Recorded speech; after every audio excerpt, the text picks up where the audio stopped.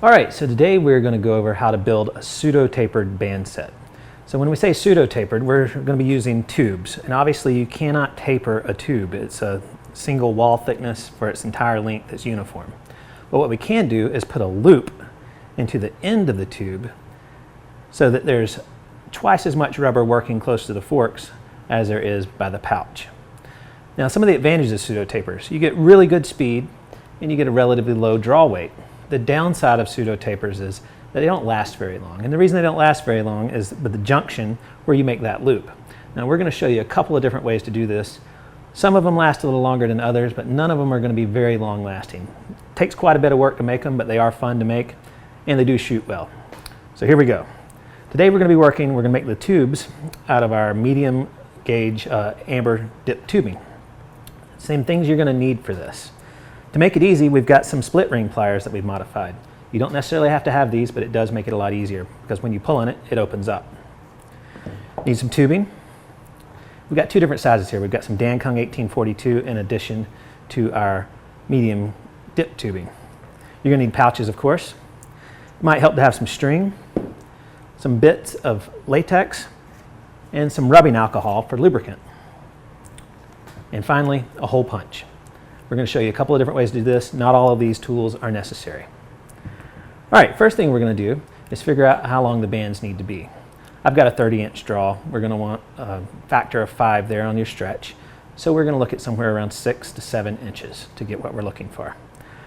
That in mind, you have to add a bit more tube to that to get the loop, because if you're going to have a tube that is, say, 7 inches set up like this, it's obviously going to be more. Now here's the trick. The actual loop section needs to be 1/3 of your overall length. That's a general rule of thumb. You might want to try a little bit more, a little bit less. The larger you make your tube, the more stress it's going to put on your single strand and it's going to fail sooner. The smaller you make your tube, the less tapered effect you're going to achieve. Likewise, your tube's going to last a bit longer. 1/3 of your working length is about right.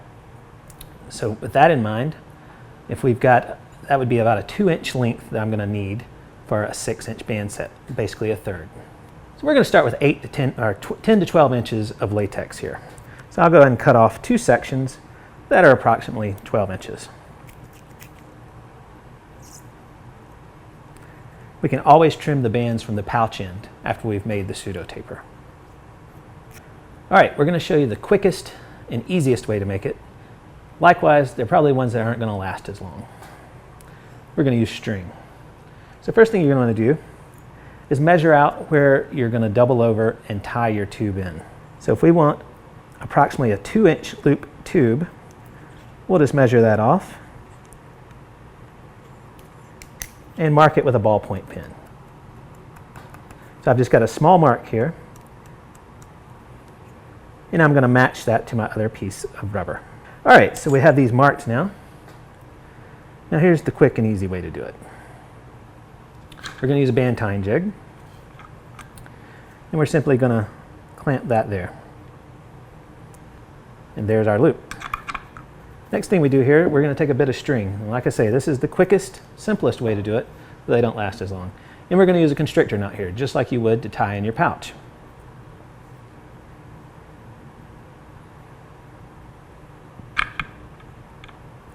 If you don't have a band tying jig, you may ask a friend to help you. It is important to give a little stretch here. So I'm just going to use the jig. Then seat the knot as such. You want to pull it until you just it stops giving. You don't really want to crank down on it. No need to over tighten it. The rubber's binding back on itself. And cut the tag ends. So here I have one side ready to accept the pouch. We're going to make another one just like that.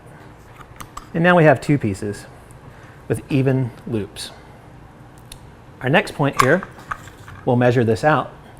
And since I have a 30-inch draw, I'm going to make this 6 inches overall. So I'm going to make this 6.5 so that I have some room to tie in my pouch. So I'm going to fold the loop here so that it's flat and I can get an accurate measurement and measure out to 6.5 inches and make a mark. And I'll do the same thing for the other one. All right, so I'll go ahead and cut it off there.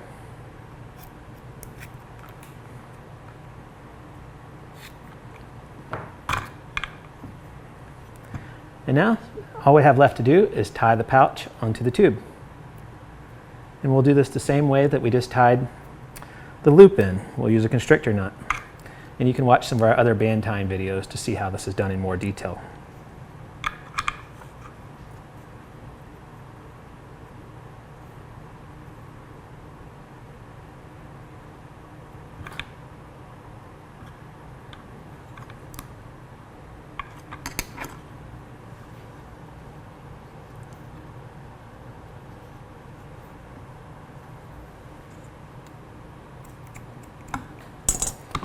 And we'll do the same thing for the other side.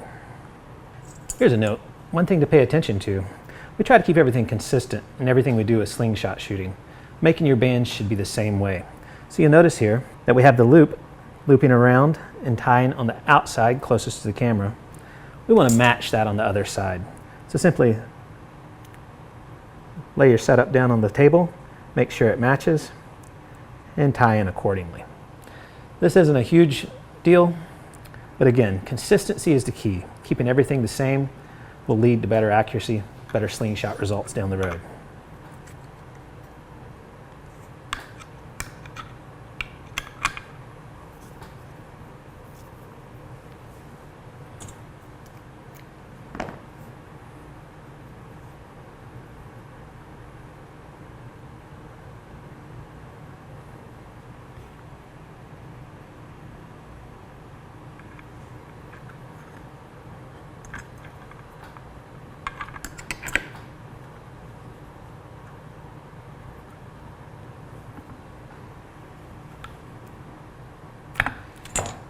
And there we have it.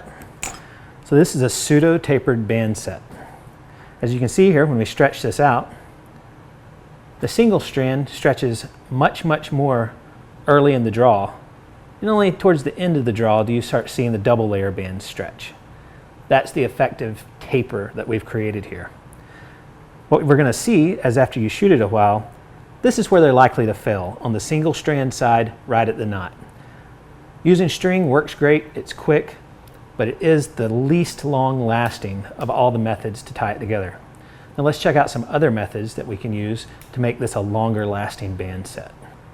Okay, so we've just taken that band set apart. I'm going to show you how to put it together a different way. All right, so this next method is going to provide for a little more cushioning at the attachment point where the loop is made.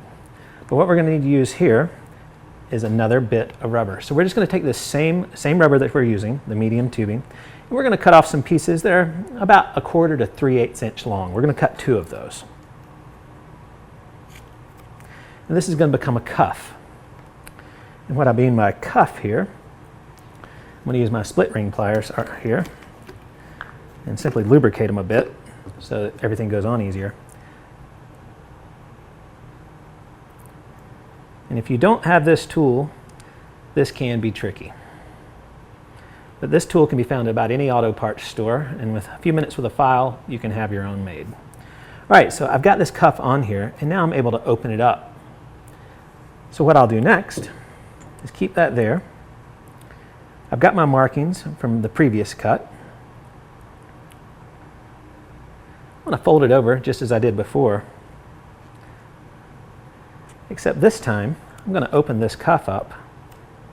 First, I'm going to lubricate this a little bit. Makes it a little easier to go in.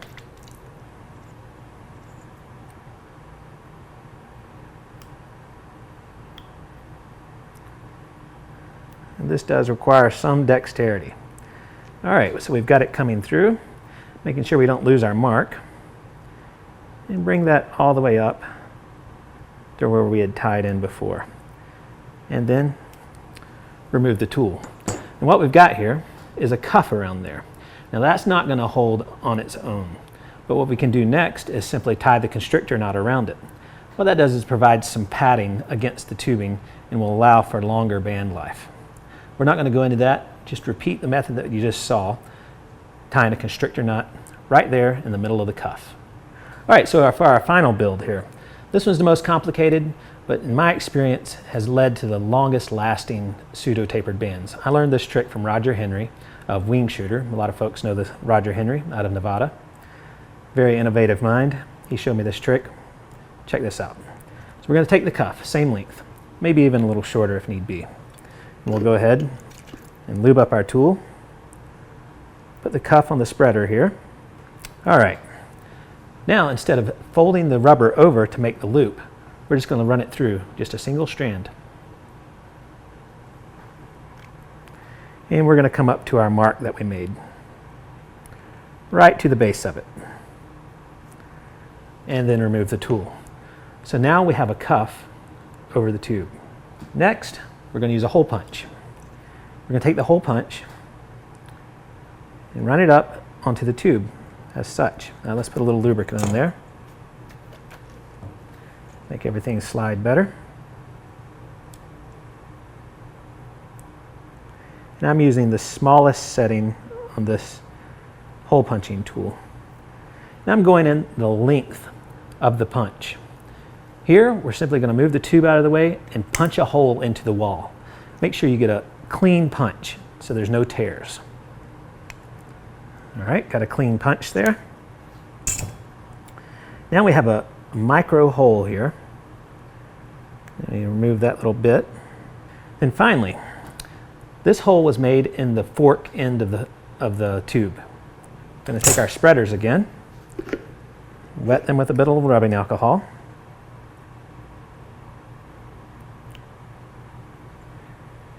And we're coming right through that hole that we created.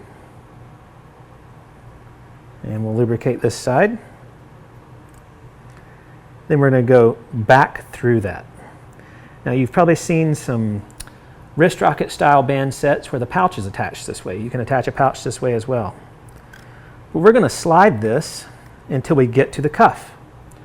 So it meets, the cuff is the stopper. Then we'll pull the tool off. And what we've got here is a loop. We can see the cuff here is now the stopper, and it cannot go any further down. In our experience, this has been the longest lasting pseudo taper band set. To continue on, you'd simply make another one like this, then tie your pouch on as you would, or as you prefer, whether using string or rubber. So make two of these like this. So the pseudo tapered band set, you got a couple of different ways you can make it. Remember, it doesn't last very long. The advantage of the pseudo taper is that you get more velocity at a lighter pull. The downside is they just don't last as long, and they do take a little while to make. A lot of folks like the pseudo tapers. Some advantages of them is they attach to slingshots that have slots really quickly. You can slip them right on and right off. So pseudo tapered tubes, check them out. Just another way to enjoy your slingshot.